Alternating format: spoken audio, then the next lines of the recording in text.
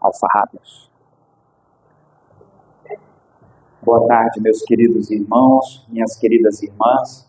Que a paz de Jesus, nosso Mestre querido, possa nos envolver a todos, nos conceder a oportunidade de, nesta tarde, mais uma vez, nos encontrarmos com a espiritualidade amiga. Só levantar isso aqui. É sempre muito bom falar aqui na nossa casa. Eu costumo dizer, quando eu vou, sempre falo assim, trago um abraço da nossa Casa Espírita Nair Cruz. Então aqui eu estou dando o abraço da nossa Casa Espírita Nair Cruz também, aqui para cada um de nós. É com muita alegria que a gente se encontra nesta tarde. Eu pedi para o nosso irmão Macedo fazer a distribuição da página que nós vamos trabalhar, porque eu achei importante que vocês possam acompanhar de uma forma um pouco diferente. Normalmente a gente acompanha pelos slides, hoje vocês vão acompanhar com a própria página em mão. Mas antes de começar propriamente o tema, é preciso destacar algumas observações. O porquê deste tema? Porque no mês de novembro, que hoje nós encerramos, nós rememoramos durante este mês, começamos a rememorar principalmente os nossos entes queridos que já nos deixaram. São aqueles irmãos e irmãs que estiveram conosco aqui na vida material e que seguem cada um a exemplo daquilo que nos foi dado quando Deus nos criou-nos simples e ignorantes, com a possibilidade de alcançarmos o grau máximo de evolução que nos é possível, tornando-nos o que conhecemos como espíritos puros. Este processo, ele se dá através de várias reencarnações. E nós, dentro do Espiritismo, já compreendemos que a morte não nos representa medo, no sentido de que nós não sabemos mais o que vai acontecer depois. Nós temos um mínimo conhecimento, e o nosso querido Emmanuel nos destaca sobre isso, ou um conhecimento suficiente para compreendermos de que a vida de fato ela continua, de que ela não termina com o túmulo, e que recomeçará tantas quantas vezes forem necessárias para que todos nós possamos alcançar o grau máximo de evolução que nos é possível. Então, este mês, todos os temas foram voltados com esta preocupação de lembrarmos da continuidade da existência, da continuidade da vida, da importância de seguirmos os passos de Jesus, porque o próprio Jesus já nos afiançava sobre isso. E às vezes pensamos que o Espiritismo é que traz essa novidade da continuidade da vida, mas na verdade Jesus já nos falava sobre isso. Quando com o diálogo extraordinário com Nicodemos nos fala que ele vai dizer a Nicodemos que será preciso nascer de novo para que o homem consiga alcançar o reino de Deus, será preciso renascer novamente, ou seja, começar de novo para que a gente alcance a formação que nos seja necessária enquanto espíritos. Será preciso amar ao próximo como a nós mesmos e amando em especial e inclusive aqueles que nos perseguem, nos caluniam, e sempre lembrando que Jesus nos coloca o amor como um mandamento e não como um sentimento, como a gente às vezes confunde. Entendemos que Jesus falava de um amor totalmente diferente deste amor que nós conhecemos, daquele amor que nós consideramos ser o amor material. Nós estamos falando do amor espiritual, daquele que de fato nos dá a vida, daquele que de fato nos faz despertarmos para as coisas que são importantes da nossa caminhada. A página, como eu falava, que está aí no livro Vinha de Luz, a Vinha de Luz é essa coleção que nós sempre utilizamos para fazer a leitura, ficou conhecido como livro de páginas, né? Como se os outros também não fossem livro de páginas, né? Assim, todos os livros têm páginas, mas esses seriam páginas de mensagens, né? Ou mensagens ou lições, como queiram, que traz-nos várias reflexões sobre passagens de vários trechos da Bíblia. E uma dica para estudos é que no livro Fonte Viva, que dá o nome à coleção e foi o primeiro a ser publicado, tem um índice lá atrás que ele nos fala dos capítulos e versículos e dos livros da Bíblia que são utilizados nessas mensagens e em que obras nós encontraremos para tal. Então fica aí o convite também àqueles que depois quiserem estudar essa coleção, que é muito bonita. Então aqui foi destacado um versículo que está numa das cartas de Paulo aos Hebreus, aqui a última carta, pode-se dizer assim, o último conjunto das epístolas dedicadas a Paulo, no qual ele está falando para os hebreus, trazendo uma preocupação muito interessante sobre a questão do hoje. Mas, voltando um pouco na leitura, quando nós acessamos esse capítulo 3, percebam que a referência está em Hebreus capítulo 3, versículo 15, antes, os 14 versículos antes, Paulo está chamando a atenção de que Jesus esteve fisicamente conosco, utilizou-se da mesma porção de carne que nós temos, mesmo corpo, não havia nenhum superpoder fisicamente falando em Jesus. Jesus era um homem como nós, né? Caminhava como nós, conversava ali com a nossa querida irmã. O The Chosen mostra isso, né? Aproveitando aqui para fazer uma propaganda já para o dia 21. Será no horário um pouco mais tarde que a palestra, será às 18 horas. Então, essa ideia do Jesus caminhando conosco, que a gente precisa ter, e não aquele Jesus que está muito distante, às vezes, pregado numa cruz, né? Temos que ter referência do Jesus caminhando conosco, porque foi assim que ele se eternizou de fato. Compreendemos o simbolismo da crucificação, mas a grande e maior contribuição que Jesus deu foi enquanto esteve vivo conosco, enquanto esteve entre nós, com seus ensinamentos. E Paulo aqui, então, importante lembrarmos que essa é a última das cartas, né, das últimas das epístolas. Então Paulo já estava ali encerrando a sua carreira, como ele vai dizer, né, assim, o combati o bom combate, como nós já conhecemos.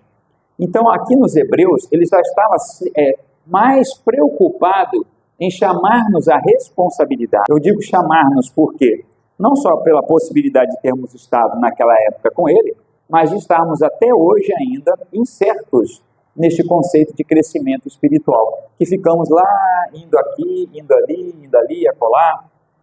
Então, assim, aquele que se dedica ao Cristo, do Cristo ou ao Cristo pertence. E nós não podemos temer isso na nossa caminhada. Paulo, então, fala para os hebreus que, assim como Jesus esteve de corpo aqui no nosso planeta, que todos nós também estaremos aqui para utilizarmos desta porção material que nos cabe dentro desse contexto universal para promovermos a nossa evolução espiritual. No livro dos Espíritos, os Espíritos nos dizem o seguinte, que quando evolui o Espírito, evolui a matéria também que aquele Espírito está vinculado. Prova disso é lembrarmos como era a nossa conformação física no tempo das cavernas, onde prevalecia-se apenas o determinismo divino. Nós ainda não tínhamos o livre-arbítrio e o estado de consciência que nós temos hoje, mas que com o passar do tempo foram se adaptando às matérias e foram adaptando os espíritos que também foram vinculados a ela. Quando Jesus chega, ele tem essa mesma conformação que nós temos na atualidade. E Paulo, então, se preocupa em dizer o seguinte, da mesma forma como ele usou um corpo físico e o bem utilizou, todos nós hoje também devemos fazê-lo da mesma forma. E ali também tinha uma preocupação, que havia uma discussão entre os hebreus sobre a realeza de Jesus, né? Sempre se perguntava, era ele realmente? Não era ele? Era o Messias? Era o homem esperado? Não era? Ou era apenas mais um dos profetas? E aí Paulo também vai reafirmar que acima de tudo, né, de todos aqueles que passaram aqui pela terra, estava Jesus. Ele, inclusive, nesse trecho, ele vai dizer que Jesus é maior que Moisés. Mas Moisés teve um papel fundamental nesse contexto, porque foi ele que trouxe a perspectiva do Deus único e também fez com que todo aquele povo saísse do jugo egípcio e pudesse começar uma nova vida, aquilo que ficou conhecida como a Terra Prometida. Então, nesse contexto, é que Paulo está chamando a atenção também no outro aspecto da brevidade da nossa existência. Ou seja, nós somos impermanentes e imortais. E aí eu trouxe para divulgar um livro muito pouco conhecido no movimento espírita, que é exatamente Impermanência e Imortalidade, do nosso irmão Carlos Torres Pastorino. Sim, o Carlos Torres Pastorino, que nós conhecemos no bom e velho, como é que chama? Minutos de Sabedoria, exatamente. Que retornou da espiritualidade para, através da psicografia de Divaldo Pereira Franco, trazermos esta pérola, esta joia, que é impermanência e imortalidade. Paulo estava chamando a atenção de que ou a gente aproveita os instantes, os momentos que estamos aqui, né, neste cotidiano, ou nós vamos perder a grande oportunidade de evoluirmos enquanto espíritos. E o livro, meus caros, tem aqui como início, né, pode-se dizer assim, uma passagem do Eclesiastes, uma passagem também que nos é bem conhecida, que diz assim: tudo tem a sua ocasião própria e há tempo para todo propósito debaixo do céu. Há tempo de nascer e tempo de morrer, tempo de plantar e tempo de arrancar o que se plantou, tempo de matar e tempo de curar, tempo de derribar e tempo de edificar, tempo de chorar e tempo de sorrir, tempo de prantear e tempo de dançar. Aqui está registrado em Eclesiastes capítulo 3. Ele começa então falando sobre isso para nós. E Paulo, é exatamente isso que Paulo vai nos chamar a atenção nesse contexto. O que nós estamos fazendo no hoje?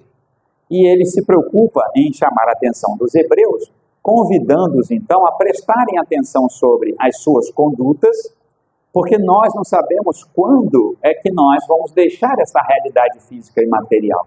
É preciso lembrarmos disso também. Muitos vão dizer assim: nós não temos um prazo de validade. Nós temos um prazo de validade. Todos nós aqui temos um tempo para ficar aqui na Terra. Inclusive podemos antecipar a nossa saída, como também podemos postergar a nossa saída. Ou seja, de acordo com o que eu vivo, com o que eu penso, com o que eu me alimento, com que até os meus pensamentos vão contribuir para que eu fique mais tempo sobre a Terra ou menos tempo sobre ela. E isso é patente para nós, em especial na questão dos alimentos, né, das bebidas, dos vícios, de tudo aquilo que nos faz mal, dos maus pensamentos. Porque também a gente não pode ficar só achando que o problema é o exterior. A gente tem que lembrar também que vem do interior, não é assim? Que aí, como Jesus vai nos falar, o que entra não é o problema é o que sai da nossa boca. Agora, na atualidade, diante dos padrões alimentares que nós conhecemos, o que entra também hoje pode nos prejudicar, não é? Então a gente tem que tomar muito cuidado com aquilo que se alimenta. Mas também, ao mesmo tempo, não se alimenta nas ideias, nos sentimentos, no orgulho, na ganância, na inveja, tudo aquilo que pode nos prender cada vez mais a esse chão, por conta exatamente de não seguirmos o caminho que Jesus trouxe para todos nós. E aí, então, meus queridos, é que Emmanuel vem, então, dar-nos esta lição extraordinária. E o versículo diz-nos o seguinte: enquanto se diz hoje, podem acompanhar aí por gentileza, meus caros, hoje, se ouvirdes a sua voz, não endureçais os vossos corações. Repare, Paulo está falando sobre Jesus, e que o Espírito Santo já tinha se manifestado, já tinha se comunicado. Jesus já tinha estado aqui, já tinha se comunicado. Que Moisés já tinha estado aqui, também já tinha se comunicado.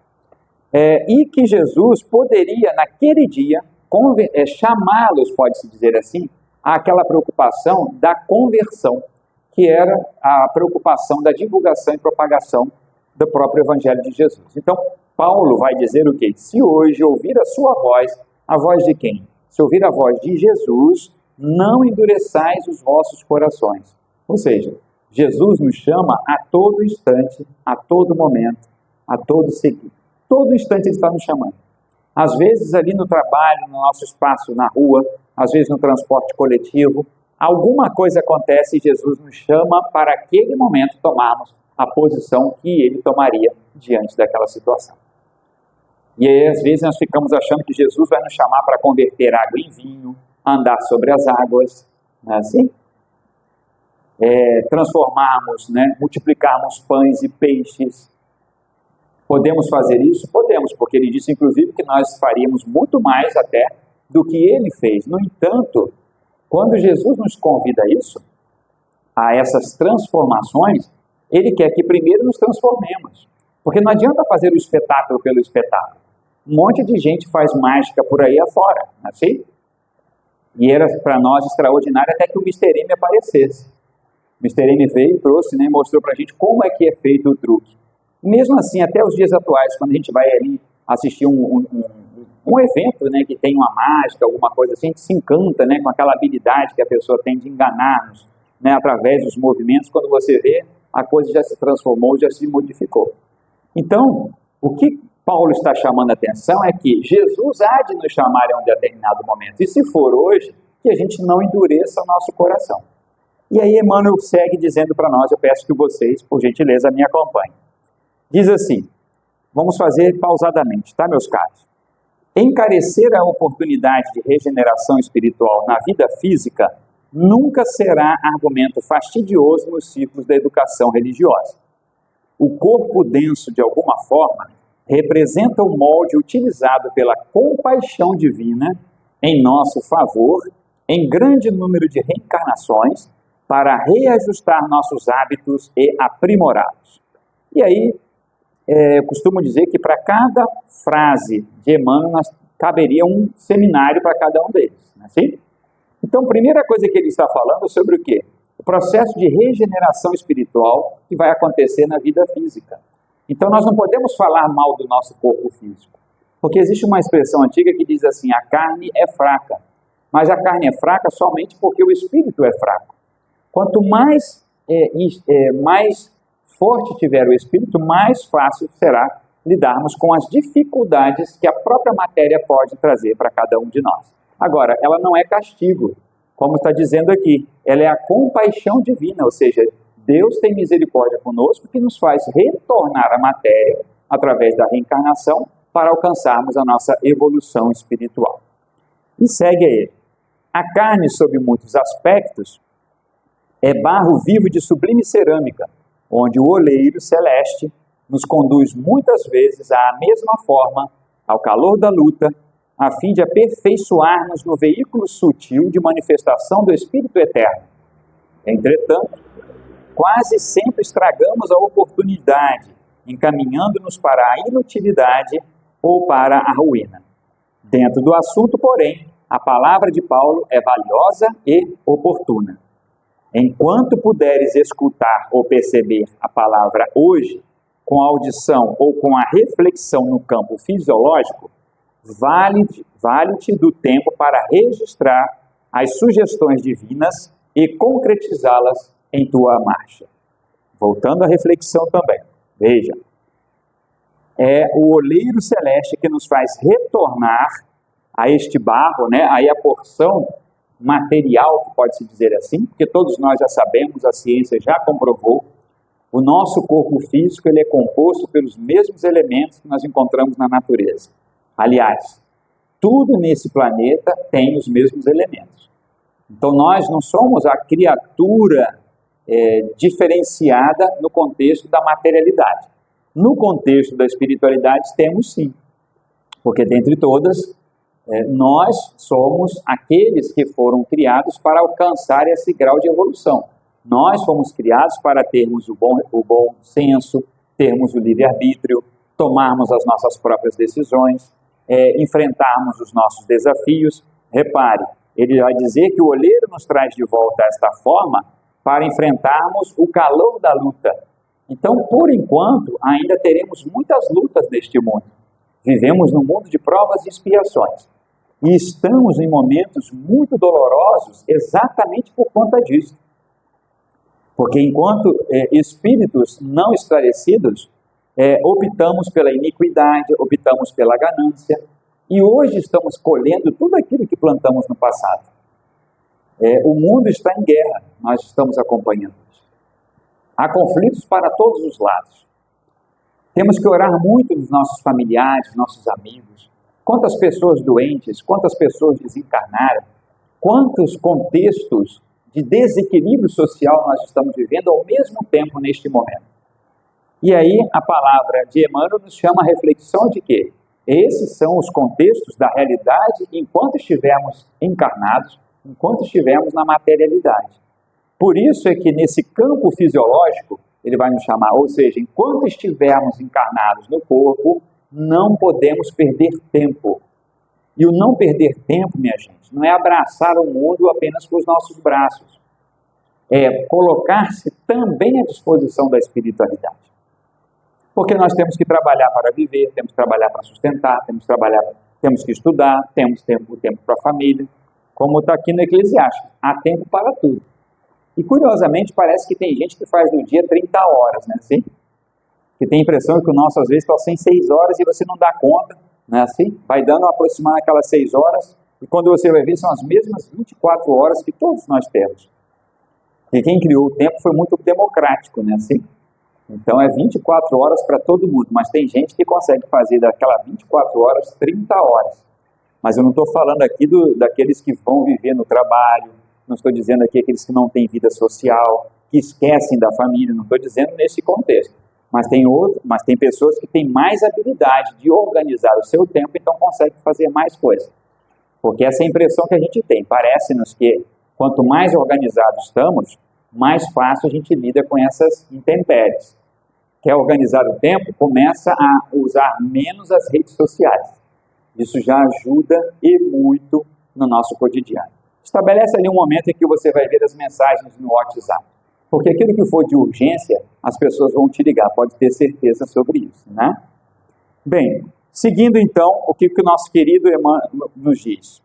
Para o homem brutalizado, olha a morte aí, ó. A morte não traz grandes diferenças. A ignorância passa o dia na impulsividade e a noite na inconsciência, até que o tempo e o esforço individual operem o desgaste das sombras, clareando-lhe o caminho. Minha gente, vou voltar aqui. A ignorância passa o dia na impulsividade e a noite na inconsciência. Olha só que coisa extraordinária. Ou seja, aquele que de fato não conhece, vive na impulsividade e vive no estado de inconsciência. Por isso que aquele que é o homem ainda muito brutalizado, para ele a morte não faz diferença. Muito menos a morte do próximo. Por isso que ele não respeita o próximo. Porque ele está brutalizado. Porque hoje é interessante que a gente sempre fala assim, porque o animal é assim, né? O selvagem é assim. Não, não é assim não. Existe um limite, existe uma regra entre os seres. Então, se um animal não precisa, por exemplo, se ele está saciado, ele não vai atrás de outro animal para matá-lo só por esporte, por exemplo. Como a gente vê, às vezes, os homens indo, né, no habitat dos seres vivos para poder tirar a vida deles. Que, assim, aquela famosa história, né? Quem estava primeiro nesse contexto? Né? Assim, quem é que já estava ali? Então, o homem, nesse aspecto, é muito mais brutalizado do que a fera. Porque a fera, via de regra, ela está se defendendo. Não é o caso do homem que vai lá e utiliza-se de utensílios, né, de armas, que vão fazer com que aquela criatura lá, coitada, não tenha a menor possibilidade de defesa. Já no reino animal é diferente, eles se entendem, se equilibram. Por isso, sempre que há falta de um elemento naquele contexto da cadeia, há um desequilíbrio ambiental. Então, a gente sabe que recentemente nós tivemos uma obra muito grande aqui do Próximo, em que vários seres, pode-se dizer assim, da região, foram espantados, pode-se dizer assim, por conta do tamanho da obra, o que fez com que vários roedores se aproximassem. Porque não tinha, digamos, né, mais os seus predadores naturais, então naturalmente eles vão, opa, a casa está limpa, né, assim? E costuma dizer que quando o gato sai, o rato faz a festa, e é exatamente isso que acontece. Agora, nos aspectos espirituais, se nós não despertarmos para o necessário esclarecimento das nossas almas, seremos como esse aqui brutalizado. Viveremos na impulsividade e na inconsciência. Por isso, para nós, não vai fazer muita diferença. E repare, a morte não traz grandes diferenças. Porque, inclusive, meus irmãos, a morte não santifica e nem demoniza absolutamente ninguém. Todo mundo sai desta existência e entra na vida espiritual de volta do mesmo jeito que aqui saiu. Aqueles aos quais nós denominamos como santos, na verdade foram espíritos que já estavam no final de carreira, pode-se dizer assim, espiritual, já tinham o desenvolvimento necessário e que conseguiram alcançar essa supremacia. Vide Saulo de Tarso, que depois, Saulo, né, que depois se transforma em Paulo de Tarso. Se nós olharmos a história de Saulo, ela é terrível, pode-se dizer assim, pela perseguição dos cristãos. Ele não media esforços para isso, era um homem de muita cultura, um homem de muito conhecimento, não só de força mental, mas também de força física, de poder, e que se transforma no grande propagador do cristianismo. Olha que coisa interessante. O próprio Pedro, com suas incertezas, com as suas dúvidas, às vezes até com a sua grosseria, com a sua rudeza, ele se transforma em quê? Num grande símbolo de transformação também, ao ponto, né, de que vamos encontrar lá nos Atos dos Apóstolos, é uma coisa que eu gosto sempre de falar sobre Pedro, o mesmo Pedro que vai negar Jesus 3 vezes, lembra? Ele falou lá, não, Senhor, jamais eu farei isso, e ele fez isso, né, até que o galo cantou, negou Jesus por 3 vezes. Esse mesmo Pedro que às vezes duvidava, se transformou, né, numa referência de fé e de transformação, que a sua sombra curava as pessoas por onde ela passava. Tamanha era a energia que esse homem se transformou. E é importante lembrar e fazer esse vínculo que a página nos está falando. São homens e mulheres que dentro do Evangelho se transformaram ainda encarnados. Não se transformaram para depois, não. Nós é que os santificamos depois. Mas foram homens e mulheres que, como todos nós, enfrentaram seus desafios. Só que aquela época muito maior, porque eles foram convidados, principalmente os 12, para seguir ninguém mais, ninguém menos do que Jesus Cristo. E isso tinha um preço, né, minha gente? Isso tinha um preço. O preço era a própria vida de cada um deles. Lembrando que, à exceção de Judas e de João, o evangelista, todos os outros foram martirizados exatamente porque propunham a defesa, né, do evangelho de Jesus. E Pedro, então, todos devem saber, pede para ser crucificado de cabeça para baixo, porque ele não aceitava, né, ser crucificado na mesma posição que Jesus fez, porque ele acha que seria muita honra para ele, ele não tinha merecimento para tal.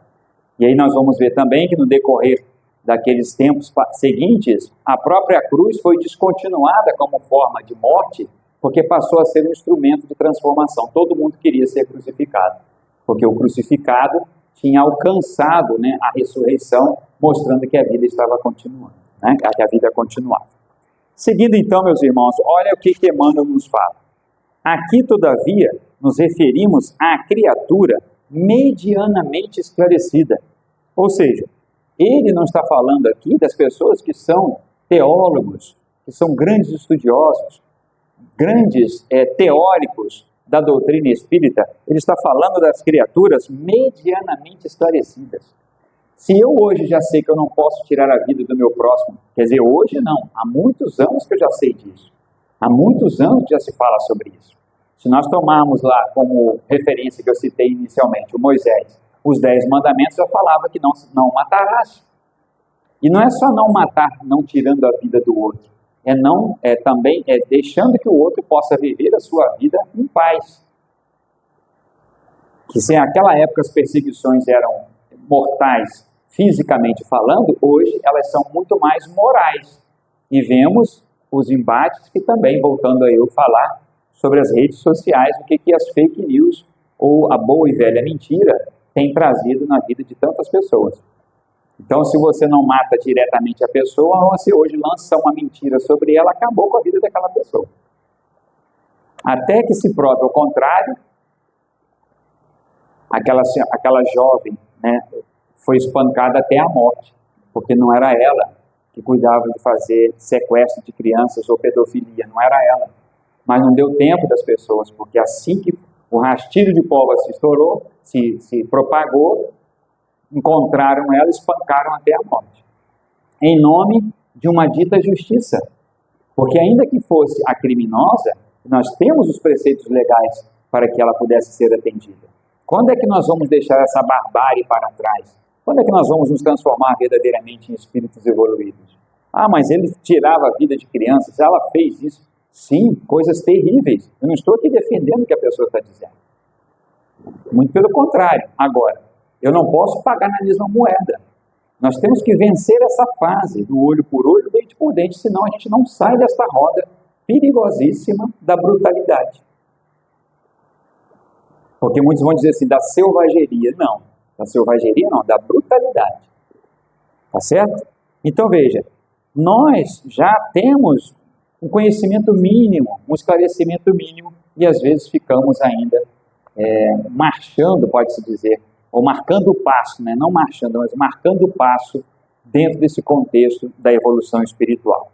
E para completar, então, Emmanuel nos diz assim: todos os pequenos maus hábitos, aparentemente inexpressivos, devem ser muito bem extirpados pelos seus portadores, que desde a terra já disponham de algum conhecimento da vida espiritual, porque um dos maiores tormentos para a alma desencarnada, de algum modo instruída sobre os caminhos que se desdobram além da morte, é sentir nos círculos de matéria sublimada flores e trevas, luz e lama dentro de si mesmo.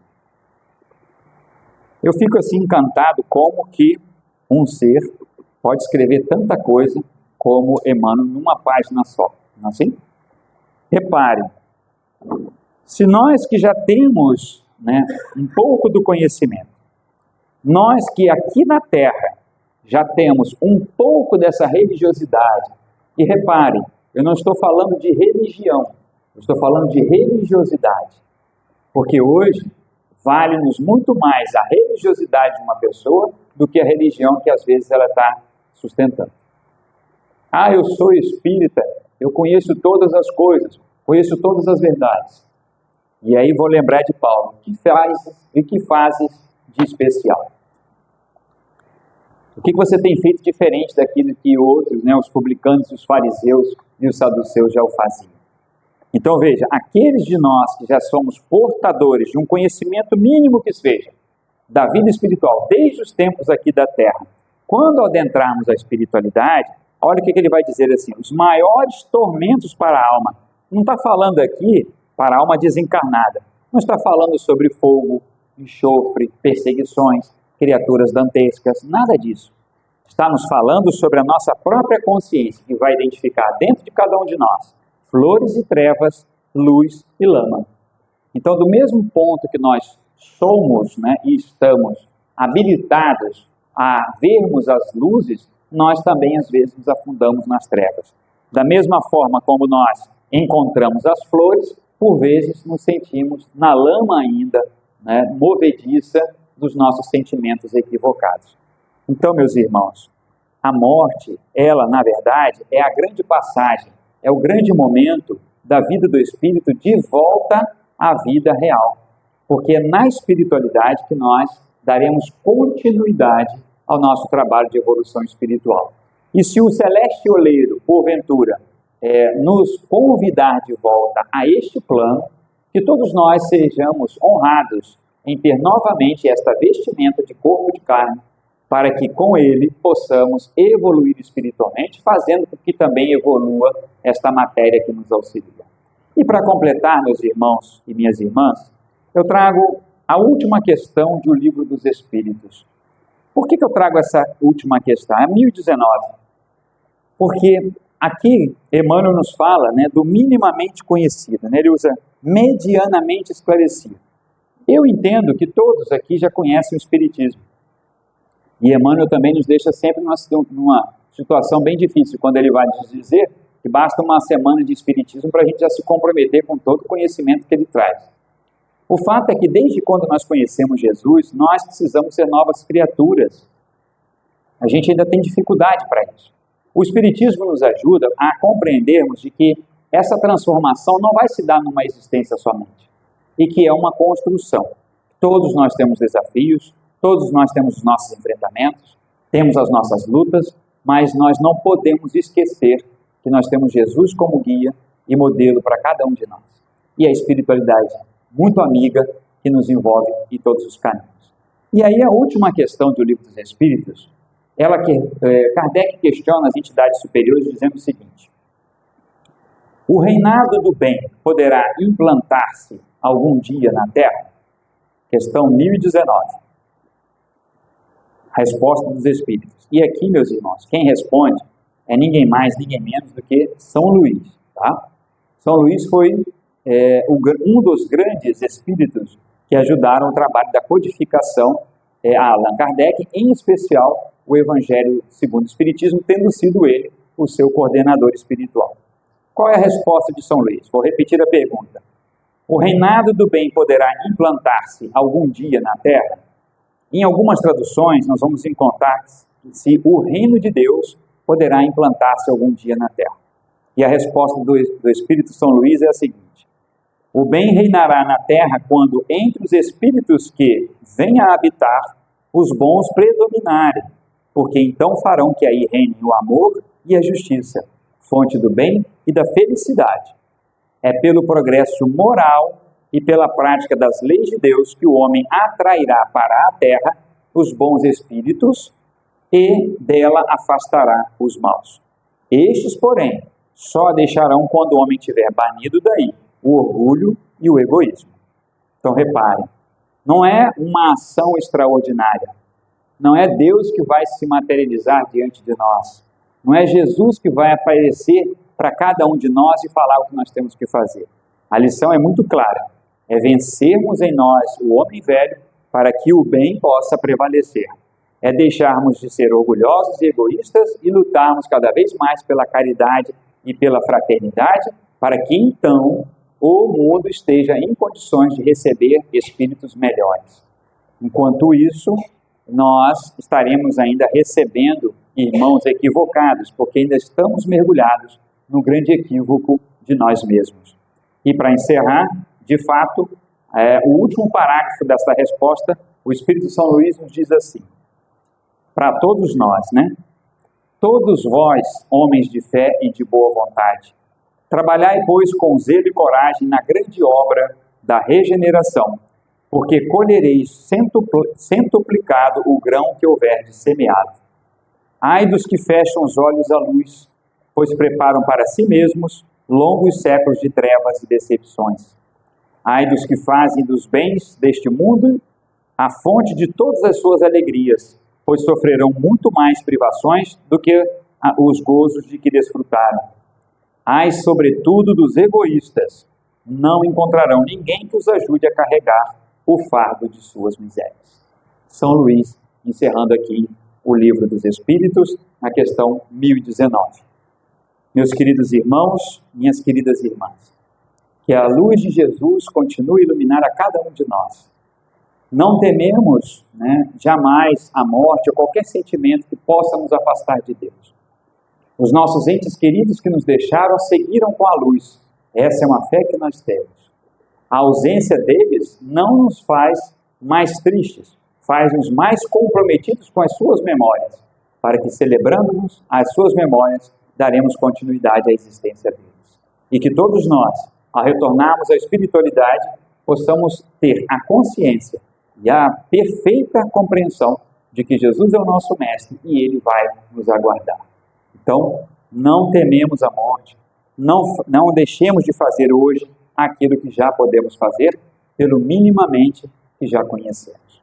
Mais uma vez, queridos irmãos e irmãs, pela oportunidade desta tarde e pela atenção de cada um de vocês, o meu muito obrigado.